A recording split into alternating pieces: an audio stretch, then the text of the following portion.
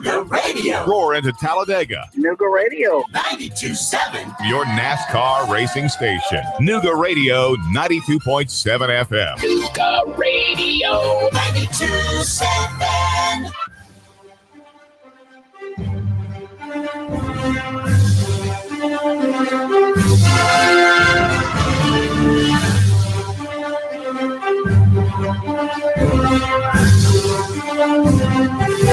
Hello, it's Chattanooga. You're listening to All New Nuga Radio. We're on NugaRadio.com, 92.7 FM. The show is brought to Keon Rose. That's me. Trying to keep up. But joining me on the show today is Jay for the segment that appears, disappears, sometimes reappears. It's like a horrible magic trick at a second-rate Vegas show.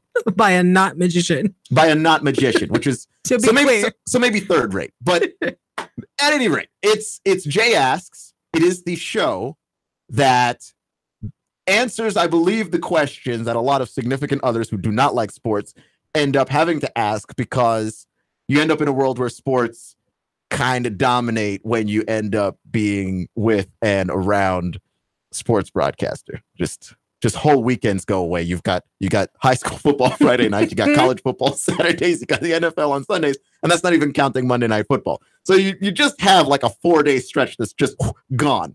And yeah, but you still get dinner. So you try and be involved. You have some questions to ask. We're coming up on football season, and I know you have questions. What kinds of questions would you have for the Jay Ask segment that we've got going on today? Yeah. So speaking of the fact that you still get dinner even though you disappear, I have some questions about the seasonings of this year. We're headed into season for seasons, and I actually have some questions. Like, what is like a season? Like, is it like is it like a semester? You think of it. I mean, I understand it's like a time of year, basically, but like, well, yeah, I mean, creates that. With high school and college, it works out to be that all of these games end up being played in the first semester. So, this fall semester, that will pretty much cover the season of college football and high school football. All these things will wrap up in December, January. Okay. So from when to when? Typically? Late August to high school football wraps up in December, mid-December. So from like the whole fall school semester, like I'm on that. Yeah, like my brain is like in school. Is that on purpose actually? Yeah, because there are different sports for each semester. So basketball is a spring sport. So basketball will happen when the kids come back for that spring semester. The youngins. Yeah. So and again, in both college and high school, it works in a similar way. Okay. So you have your fall sports and you have your spring sports. Football is a fall sport, basically. And then the NFL kind of falls in there, but it starts later, so it ends in February. And I suppose this is fitting because a lot of our kids have gone back to school these last few days. I know I've been at work and sitting at my desk all day with nobody because people have been at school, which is nice. Congratulations, folks. Get a great education. You survived summer. Get back there. Yeah. Good luck. Early mornings and school lunches. But okay, so thinking about that, like I know from like the academic side of things, when we're getting ready for back to school, because you walk into Walmart and everything is 25 cents and crayons and markers and notebooks. I understand that sports are a big thing. So are there typical like traditions that we see like coming up to like football season? Is it just the flags hanging out on every door? Yeah, I think it's more of that the indication that football season is back is people dust off the flags. You start seeing the jerseys around more, for sure. I mean, a lot of the traditions happen on game day. Okay. So I'm not behind the 8 ball if only on game day I'm in my orange. Correct. Okay. Correct. Yeah. So, I mean, if you want to wait till that first Saturday to put it on your orange or your red if you're a Georgia fan, or your crimson if you're an Alabama fan, or whatever it is that you do, I will be wearing orange, but a different shade of orange. I'm a Texas fan. But yeah, I mean, it's, you can wait till game day. That's fine.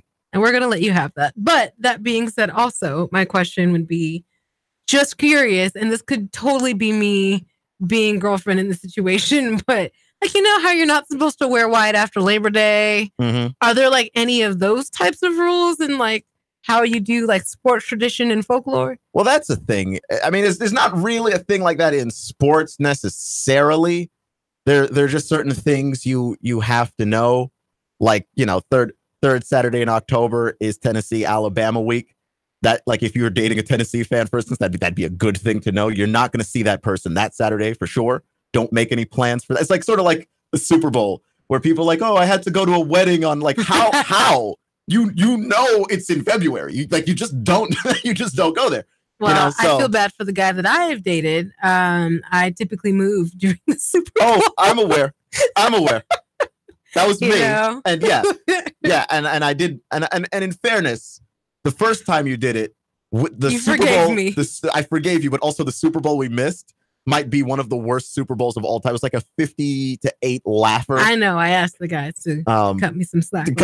You asked Peyton Manning to not try in that game. I did. I drove by his house and I was like, yo, bro, I know I haven't seen you in a little bit, but you know, I need you to do a favor for your old girl over here, you know? So yeah, that Super Bowl wound up being awful. The next one wound up being pretty good, but we did catch the second half of that one. But yeah, like if you know, hey, these are big games. These are big games. Try to. Are you gonna be okay? You're gonna live there? Okay. Yeah. Try to know when the big games are, and maybe don't make plans. Like, hey, you want to have a dinner date the afternoon of the third Saturday in October? Like, no, don't do that. For sure, I know that I will get canceled if I come to you on Super Bowl Sunday or the third Sunday after. That would be in like February, but like a third Saturday in October. I'm already saying it wrong. Like this is not a good prognosis, right? For my dating life. Texas plays Oklahoma in the Red River Shootout every year. See, and this is all the stuff. If you're like, hey, can we do something that day? The answer to that question, of course, is no. I mean, sorry. So what you're saying is you're going to go into my Google Calendar and just plug all this joint in. I can do that for you. Yeah, the rest of you all that's a pro tip. There you go. For 2 payments of $19.99.95, you too can click into our Google Calendar here. Take Clash with Keon Rose. Take your wife or your girlfriend's phone and just put on every or weekend, your just significant other, or your mom, or dad, and just, probably not dad. Dad's already out there. Yeah, well, dad ought to be there with you. And then just put it all in the phone. Oh, can I? Bloops. No, actually, you can't. You can't. It's not available. Okay, sentient technologies. Schedule an appointment with me, and I'm sorry, that event is already taken. Like, correct. It is a sporting night. Got it. Okay. Correct. So, okay, with the seasons, tell me a little bit more about how, like, they break down in terms of like college and like NFL, high school. Do they all flow into each other? Are you going to have games that stack? Like, if I'm in Pop Warner, am I going to miss a major game? Well, the beautiful thing about it is that they don't all play on the same day. So while the seasons are concurrent, they run alongside each other. They do not happen at the same time, the individual games. So NFL games usually happen on a Sunday. Like, you're not gonna miss college because usually you're not gonna miss college because the NFL is going on. You know? Okay, that makes sense. So they typically like stagger. Is that a word? I guess. I mean, it's just high school usually happens on a Friday, college on a Saturday, NFL on a Sunday. That's just sort of how it always works out. So you don't run the risk of missing one for another. So if I follow in the footsteps of an magician doing bad magic tricks and somehow show up the head coach of a high school football team, if I schedule that on Saturday, I'm canceled. Well, you really can't. Like you're not going to really get the opportunity to schedule, because it's just, people have been scheduling these things for so long. Friday night is high school football. Like the opening weekend, they'll give you like a Thursday night game, but usually Friday night is high school football. But you don't even have the chance to schedule something incorrectly, quote unquote. They don't give you that opportunity. These are when your games are. My football coaching career is still on the table. Thank you. Right. There you go. In the event that, hey, Baylor, how you doing? Hey, you know what? See that thing that looks like an oval?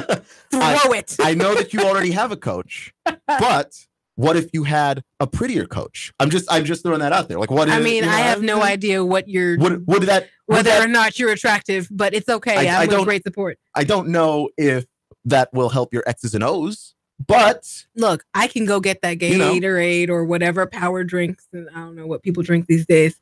I can bring it cold. I can tell you, that's a key thing right there. I feel like you're turning yourself into what was Adam Sandler's character in The Waterboy, Bobby Boucher. That's a different thing entirely. That's a different job. Because that's exactly what coaches do. They bring water and other hydrating beverages. I feel like that's the job of the water boy. You've got equipment personnel that'll handle that for you. They get paid to do that. Oh my goodness, my ignorance is showing. I need to tuck that back in. No, you're fine. But I mean, I know that, but I'm talking about like I don't really know much else. Okay, all right. Okay. Another question. So we're talking about seasons. I'm still trying to figure out how the seasons work in terms of like days. So, when you have a season, when the season is ending, like I know in like football they'll do like picks and draft picks, and I know in like spring you've got like fantasy and that kind of thing. How does that play off in football season? Like, why not do all of your picks and stuff at the beginning of the season so it's all fresh and ready to go? Because it would be too fresh and ready to go. So when the college season ends, guys start to get ready to be essentially to be drafted into the NFL.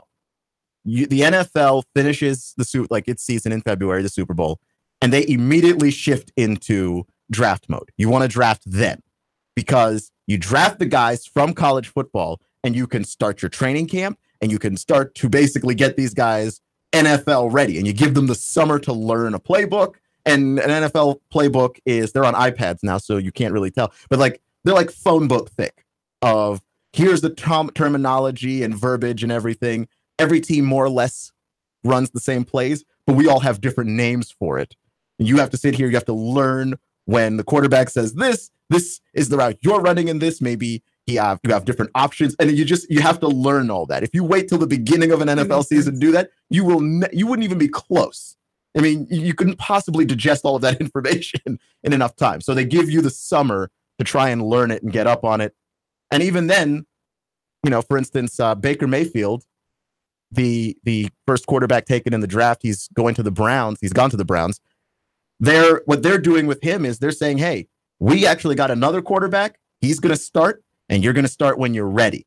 We're not going to try and rush you, because to be a quarterback in the NFL, you have to know so much information that even having the whole summer cannot prepare you for everything that you need to know. So if I'm a quarterback and I want to play, can I play at any point in the season, or does my contract dictate like how often I can play, or is that just subjective you play to the thing? when the coaches say you play? There are guys that come in and you know that they're ready. Like Peyton Manning came in and it's like, okay, that guy's brilliant. He's playing right away. Andrew Luck, he's brilliant. He's playing right away. There's some guys, you don't really have a choice necessarily as to what your team is running in college. So maybe your offense in college was really simple.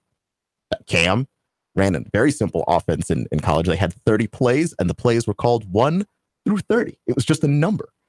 There's no NFL playbook that's like that. It's way more complicated. So they need to give you that time to go out there and learn. But if the coaches think you're ready, if the coaches go, this guy's tearing it up, yeah, you'll play. But it's not up to your contract. It's just when the coaches think you're ready. Sometimes coaches have ruined players by putting them too early. Okay, fair. So, you just decide and go, this guy, I think he's finally getting it, or he's learned about as much as he can learn. Let's just give him a shot. Unless you're at a Hail Mary section of the game, maybe? Even then, I mean, so last year the Chiefs drafted Patrick Mahomes. They had a quarterback, Alex Smith, already. Alex Smith is a really good NFL quarterback. They wanted Mahomes to be the future. So they benched Mahomes. But in games where the Chiefs were winning and blowing out the other team, Mahomes got in there and got some throws in. But that was about the extent of his work. And then they traded Alex Smith, and now Mahomes is their guy. Like, they're going, okay. So they practice between games and things like that? They practice during the week. So obviously you're playing Sunday. Maybe because football is just a brutal game, like we'll give you Monday off, and then Tuesday to Saturday, and maybe even Saturday you take off a little bit, but Tuesday to Friday we're going to get work in every day. So everybody's got the repetitions going. So got it. So it's a pretty aggressive vibe. Mm-hmm. This is why people are getting paid in advertising, but thousands of dollars or millions of dollars to kill themselves. Yeah, it's a painful schedule, and also like you're being paid a lot too, because it's like from essentially fall to the middle of winter, you're away from your family and all this other stuff too.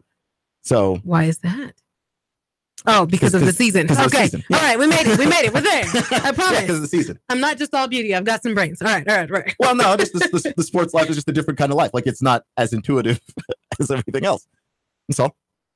It takes a different kind of person to play in that game, coach in that game, all that stuff. So I'm a true grit, son, like all of that. Yeah, rub some dirt on it. I really wasn't gonna go there. I realized that the bass in my voice was not deep even enough. I had to abort that mission. Yeah, through. You're not Jeff Bridges. It's okay. Right. My bad. Anyway, moving right along. As far as the players being able to play and learn, when we're in training season, like is there a season for training, or is that just the obvious off season?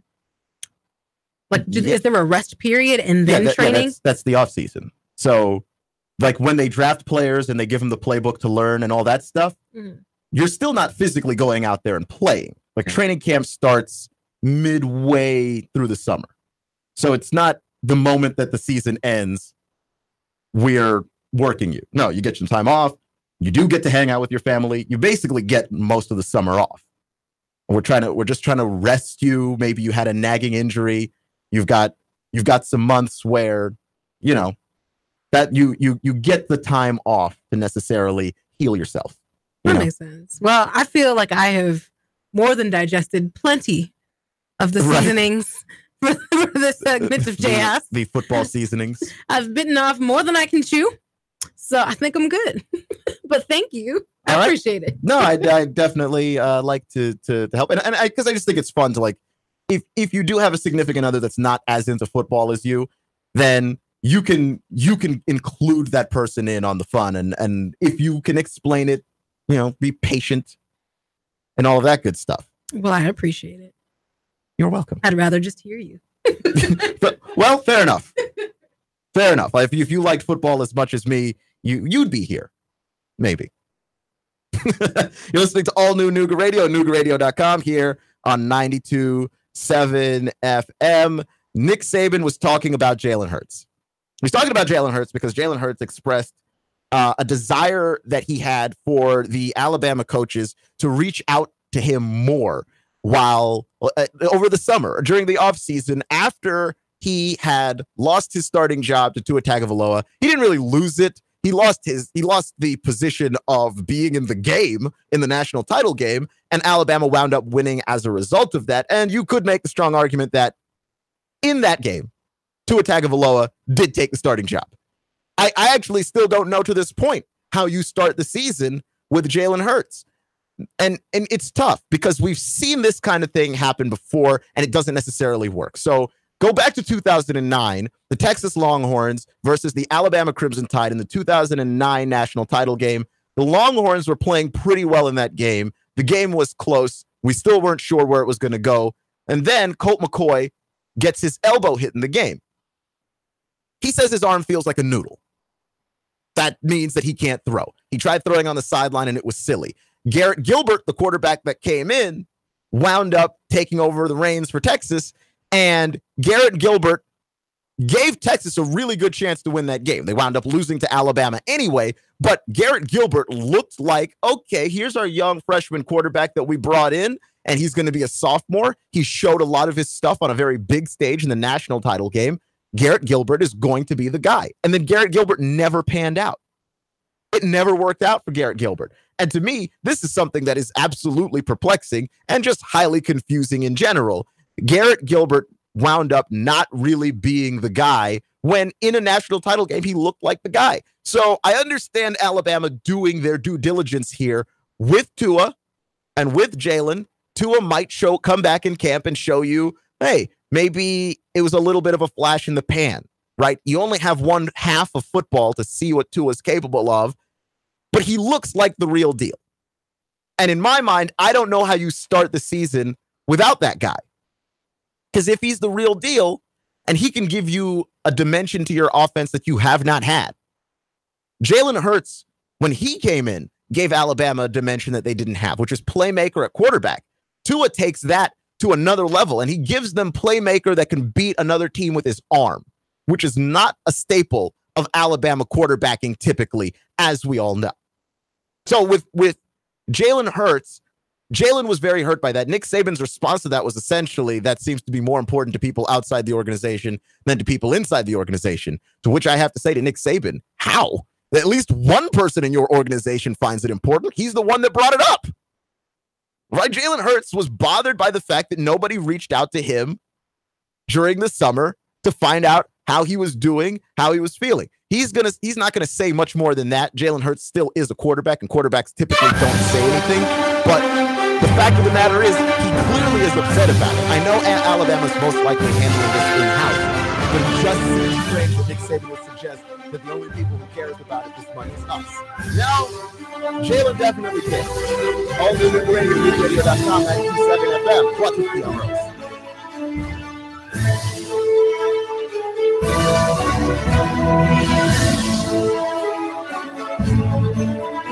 Traffic, news, and information. Nuga Radio. Digital FM 95.3 HD4 and 92.7 FM. 3, 2, 1. Chattanooga Radio.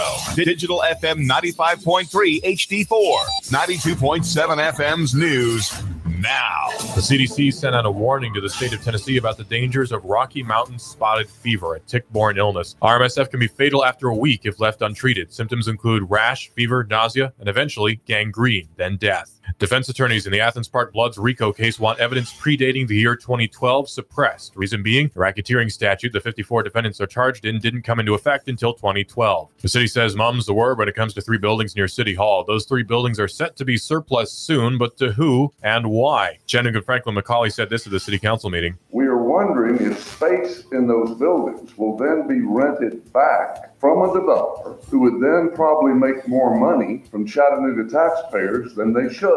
Russell Stroud, Nuga Radio News Talk 92.7 Action News now. Chattanooga Morning News with Russ and Val. Weekdays from 6 to 9 a.m. on Nuga Radio 92.7 FM.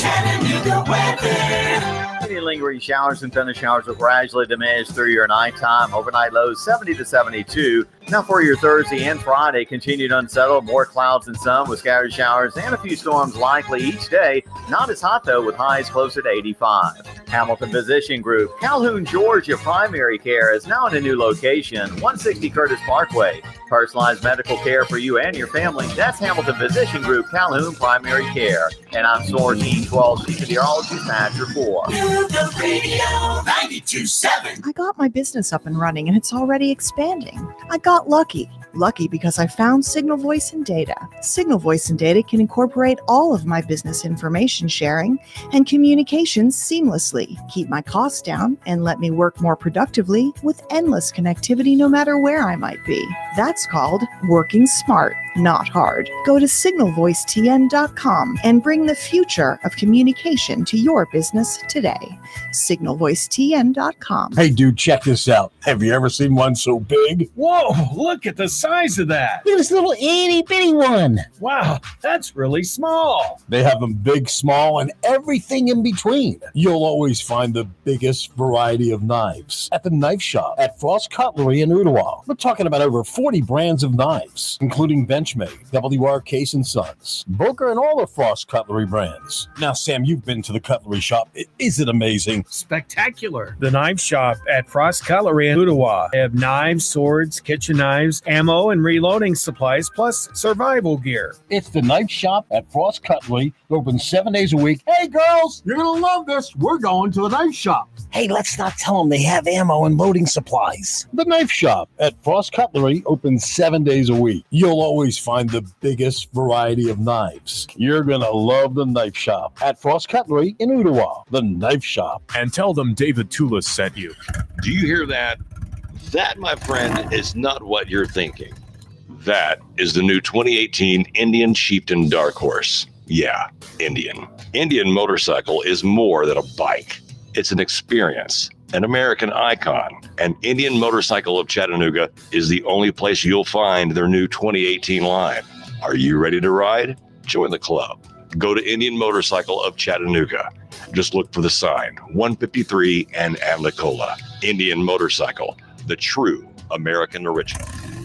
You want more business. You want to increase your bottom line. You want to spend less on advertising, imaging your business, and general expenses. You need Trade Bank. When you join Trade Bank, you'll get the benefit of free advertising in our monthly magazine, tradebank.com, emails, and mailouts. Join Trade Bank now and receive your Trade Bank debit card with trade credits to spend any way you want. Trade Bank of Chattanooga. Call now for a free consultation. 877-2202. That's 877-2202. Trade Bank of Chattanooga. Chattanooga Paint and Decorating would like to remind you it's so hot out there. And guess what? Your deck is taking a beating. It's probably starting to show wear. If you're hosting friends, get your deck entertainment ready with a fresh coat of stain and protect it from heat, sun, and rain with a quality sealant. If you want to get to work, Chattanooga Paint and Decorating want to help you. For exterior paint, stains, sealants, and supplies, stop by Chattanooga Paint and Decorating today on Hicks and Pike across from Valvoline or online at ChattanoogaPaint.com. Nuga Radio. Are you brain dead? Still voting for pathetic liberals? Take 3 hours of Sean Hannity from 3 to 6. Nuga Radio. Then call us in the morning between 9 and 11. 92.7 Nuga Radio.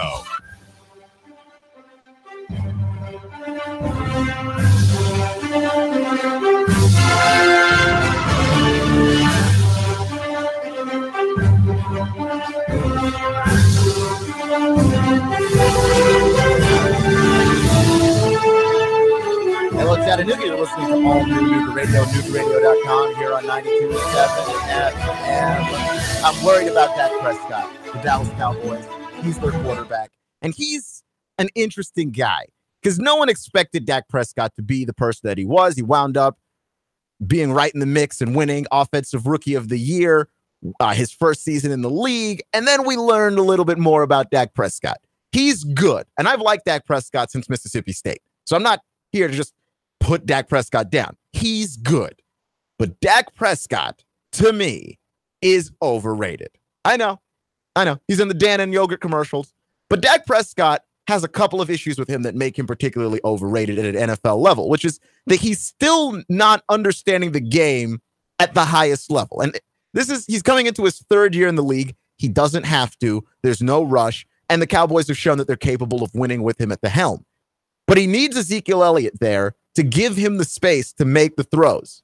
He just needs him. And when Ezekiel Elliott was suspended, this was a problem. And Ezekiel Elliott, we're seeing all the issues with him as a person. Ezekiel Elliott's going to be suspended a lot. This is going to be a fact of that guy's existence. Ezekiel Elliott is the kind of guy that's getting into trouble very often, and he's getting into trouble with women, which is the exact problem that the NFL is trying to curtail. So I imagine Ezekiel Elliott will be suspended very often. That's the nature of him. And the other thing is, Dak Prescott's losing weapons. Gone, Jason Witten. Retired after 15 years in the NFL, one of the great tight ends to ever do it. Then, also gone, Dez Bryant. And Dak Prescott said something that I find deeply troubling. And this is the fact, by the way, that Dak Prescott's throwing interceptions in practice, and the Cowboys are worried about it as well. But Dak Prescott said something very interesting and bothersome to me, which is this. They asked him, a reporter did, who is your favorite target? And Dak Prescott said Cole Beasley, which is not a problem in and of itself, until he gave the explanation as to why it was that Cole Beasley was his favorite target.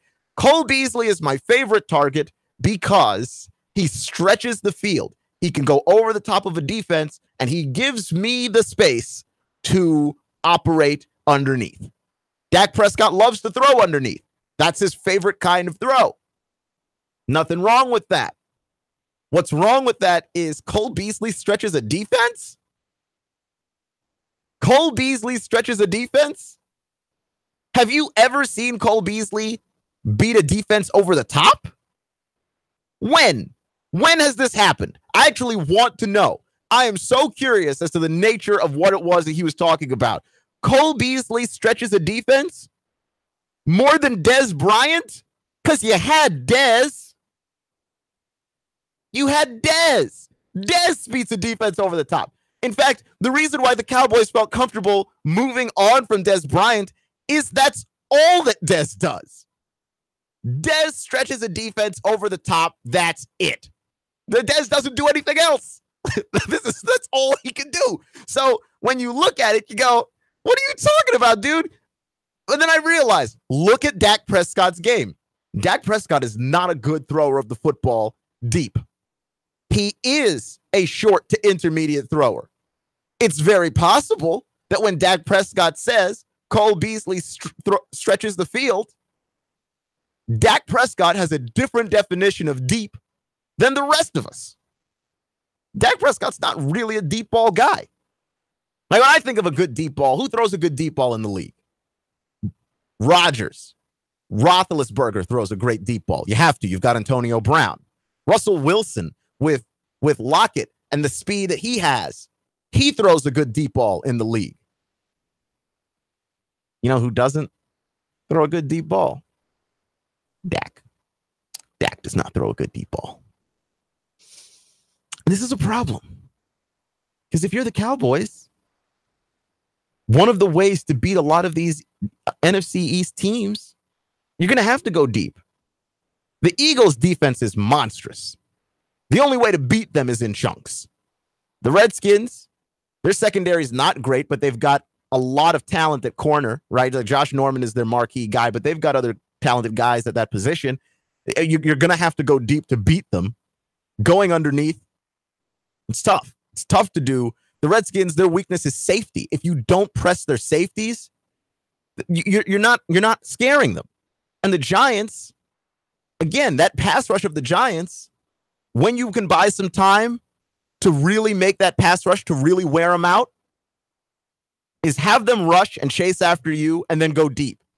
The fact that Dak Prescott has all but acknowledged that his game ain't really a deep game, this is bothersome and this is worrisome if you're the Cowboys. Because you're in a division where going deep seems to be your best shot to win. And look at the quarterbacks in this division. Carson Wentz can go deep. Eli Manning can. He's old. He's a shell of himself, and he was never that great at even his highest point. But Eli's always been able to throw the ball deep. And then Alex Smith is a guy that I think is highly underrated in his ability to throw the ball deep. Simply because Alex Smith prefers to check down doesn't mean that he can't throw the ball deep. But Dak Prescott seems to be the one guy in the entire NFC East that doesn't want to throw the ball deep, and his idea of a deep ball is a pass to Cole Beasley. Now, I'm not seeing it. You're listening to all new Nuga Radio and NugaRadio.com here on 92.7 FM. If you're the Cowboys, you really, really ought to be worried about that. That's rough. I'm a Wizards fan. The Wizards are institutionally bad. They are bad constantly. And one of the things that I've noticed about the constantly bad Wizards is like they just got dysfunction overflowing. So Gilbert Arenas is still one of the great Washington Wizards of all time, which is amazing and also kind of sad just given how long Gilbert Arenas was a Wizard. He wasn't a Wizard all that long, and he didn't play his entire career in Washington. He had his best years in Washington, and when Gilbert Arenas was at his highest point, Gilbert Arenas was a step below Kobe in terms of being a prolific scorer. There was a season there where Gilbert Arenas was matching Kobe point total for point total. A season where Kobe scored 81, Gilbert had several 60-point games, 50, 60-point games. It was an amazing time. But Gilbert Arenas, like the beginning of the end of Gilbert Arenas was when Gilbert Arenas brought a bunch of guns into the Washington Wizards locker room, which is not only a bad idea to do, bring guns to work, but also, and I don't mean for the purpose of carrying and self-protection. I mean bringing guns to work for the purpose of threatening one of your coworkers. That's a very bad idea. He brought guns to work for exactly that purpose, and also it's illegal in Washington, D.C., so he was on 2 counts just being absolutely ridiculous. They were playing a game of cards. Gilbert Arenas and his teammate Javarius Crittenton, who, by the way, is now in prison for homicide. And Gilbert Arenas beat Javarius Crittenton in a game of cards. Actually, Gilbert Arenas didn't win the game. Gilbert Arenas came into the game and drove up the cost so high that Javarius Crittenton wouldn't be able to afford to play in the game. And that was all Gilbert Arenas really wanted to do, was to embarrass and humiliate Javarius Crittenton, which he did. And Gilbert Arenas then asked for the money that Javarius Crittenton owed him that he obviously could not pay. And Gilbert Arenas brought his guns to show him how serious he was that he wanted this money. At which point, Javarius Crittenton pulled out his own weapon, which seems like a natural human reaction at that point. If you're going to put out your guns on the table, allow me to show you that I'm packing too. And so now you have two men threatening to shoot each other with guns in their place of employment, which is a basketball locker room, a place where I can't ever see a reason for there to be guns. Like, there's no good reason for this to ever have happened, except that's exactly what went down. And this is the beginning of the end of Gilbert Arenas. Gilbert Arenas has been giving out more details of this, and I just can't understand how this wound up happening. But it is so indicative of everything that is wrong with that basketball team. I mean, this is the story. This is the story of the Cards, right? The plane lands now, and Javarius says to JaVale, so you're just going to let me lose my money like that? You're not even going to be a real dude and give me a chance to get my money back? Oh, hell no. This is the type of blank that gets you blanked up in these streets. And I was like, Javarius, I will burn your car while you're in it. Then we'll find an extinguisher to help you out. He says, well, I'll just shoot you then. And I said, man, I'll bring you the guns to shoot me. So Gilbert Arenas brought the guns. Right? Like, so it's crazy. That whole story is crazy. There needs to be an ESPN 30 for 30 about that. I know that it's not the biggest sports story, but honestly, this is what the 30 for 30s actually originally were. They were just to highlight sports stories that people were not aware of.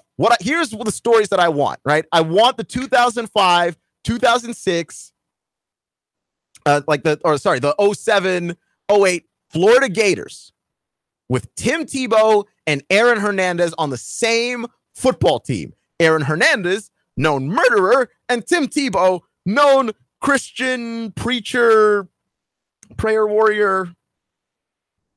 How did those two people exist on one team? And they were both on offense. Like, this isn't one of those things where the offense does his own thing and the defense does its own thing, and that's it. Like, no, you're both on offense. You're both working together. How do I not know that you are a murderer and I'm a devout Christian on your football team? So I want the 30 for 30 on that. I also would like the 30 for 30 on how Gilbert Arenas and Javarius Crittenton got into a beef so big that they brought guns to the locker room for the purpose of threats. Threats.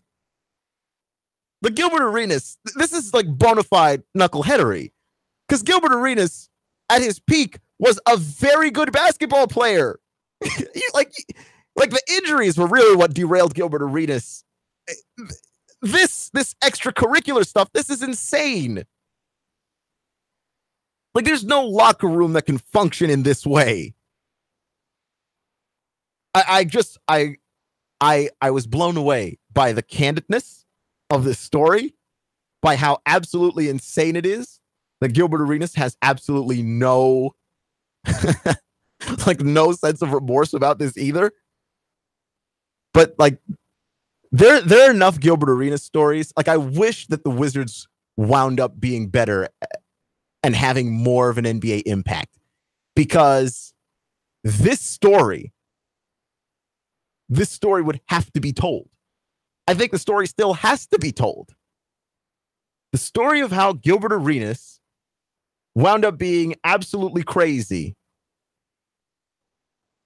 and bringing guns into the locker room for the purpose of mocking his teammate. Mockery. It's just mockery. He brought the guns. Like, it was kind of a threat, but also his teammate threatened him. First off, he threatened to light his teammate on fire while he was in his car. So, I mean, there's that. You could say that there's a joke there, but like, where's the joke? Where's the joke? For instance, right? Because I know dads who have done this, where a young man goes to ask a girl out for prom, goes to pick her up on prom night, and dad answers the door and sort of threatens to shoot him if anything goes wrong. But we all know that Dad's joking, but he's not joking. He's not joking. He is joking because he can't just out and out tell you, I'll kill you, but he's not joking. That's where Gilbert Arenas is. If you don't give me my money, I will light you on fire in a car. I'm joking, but I'm not joking. What a thing to not actually be joking about. That is an insane thing to be sort of joking about. Just homicide via arson? And then, of course, Javarius Crittenton fired back, I'll shoot you. Like, an NBA locker room is entirely dysfunctional. And this is it's not pre-Twitter, but Twitter wasn't big enough then when this story broke down. If this story had happened now, like, I can't even imagine the firestorm that this story would cause. And it caused a pretty big firestorm then. Also, it killed the Wizards. Like, the team wound up being so bad after that, they were able to get the number 1 overall pick, which resulted in them drafting John Wall, and they were still terrible for a few years after that, so they got Bradley Beal with the number 3 pick, Otto Porter with also a number 3 pick. Like, they were bad long enough to build a decent core of players to make the playoffs every year since. But it's just absolutely bonkers, this idea that somehow you are living in this world where a game of cards is worth any of this. And the thing is, I wonder what stories, because this happened like when the internet was just bubbling up. But what stories do we get from Michael Jordan? Because this is the same game of cards that Michael Jordan loved to play. Like, all these NBA players are playing poker. They're playing all kinds of card games, the names of which I don't know because I am bad at cards. And you just go, like, what Michael Jordan card stories are out there that nobody tells? Because that sounds like a Michael Jordan thing to do. That also sounds like somebody that's way too competitive. Like, Gilbert Arenas showed up into that game. Winning the game was not important to Gilbert Arenas. You know what was important to Gil? To our boy Agent Zero? Embarrassing his teammate on such a level that his teammate had to threaten to kill him. That's intense. I don't know if I have that in me. In fact, I know I don't have that in me. Whatever it is that is. That desire to just embarrass people, I don't have that. Right? Like, I'm here for all kinds of things. I'm here for pettiness. I love things to be stupid and crazy and silly and wild, especially in the world of sports. Where I start to disagree and where I start to shy away from things is when we start to get into the realm of competitiveness to the point of threatened murder. I cannot co-sign that. That does not make any sense to me. You're listening to All New Nuga Radio, NugaRadio.com, here on 92.7 FM.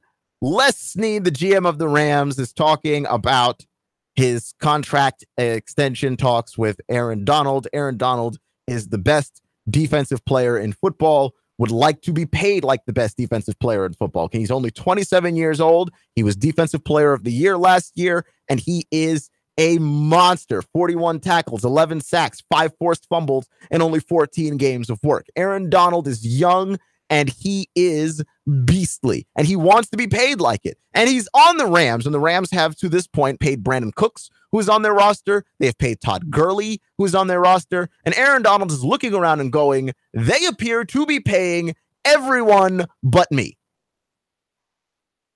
Now, we were 11-5 last year. We were 4-12 the year before. Aaron Donald has been consistently, since he's come in the league, 3-4 years ago, he's been one of the best players on that team, hands down. Jared Goff just got his life together. Aaron Donald has been putting in the work. And Adam Schefter and ESPN have reported that Les Snead, the GM, believes they're in the same zip code,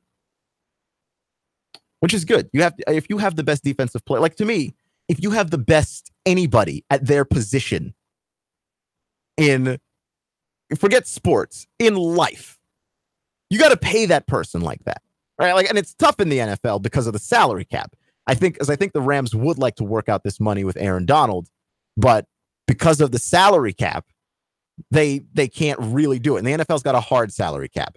If you had a soft salary cap like what the NBA has, I think Aaron Donald would have been paid already. Stan Kroenke, the owner of the Rams, is he just bought part of Real Madrid the other day for $2.33 million. That is just a casual amount of money that Stan Kroenke is throwing around to not be a majority owner, to be a part owner of an English soccer team. Right? Like that, to be part of that. That's the kind of money that dude is throwing around. Like if Stan Kroenke could have paid Aaron Donald this money already, he would have done it. Right? Like Aaron Donald is currently holding up the spot of J.J. Watt as the best defensive player in football. J.J. Watt held that spot essentially for a 4-year run, a 4-year reign of terror.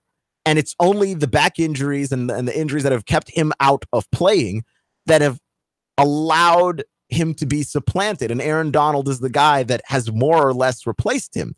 There isn't a guy more prolific in the league at that position than Aaron Donald since J.J. Watt's been hurt. And what I would like to see actually is some kind of sack race, sack race, but no, like guys who are very good at sacking and see like who's going to really try and compete for this Defensive Player of the Year title, because it's been pretty much Aaron Donald since J.J. Watt hasn't been in the league.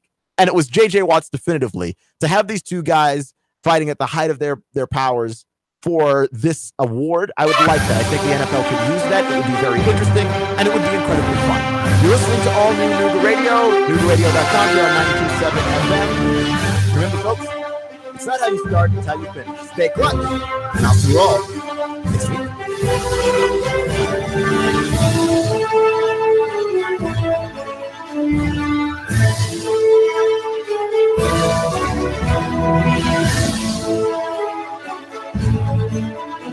David Lewis. I made the move 1 o'clock every weekday afternoon, 1 till 3, Nuga Radio. 92.7. 3, 2, 1. Chattanooga Radio. Digital FM 95.3 HD4. 92.7 FM's new.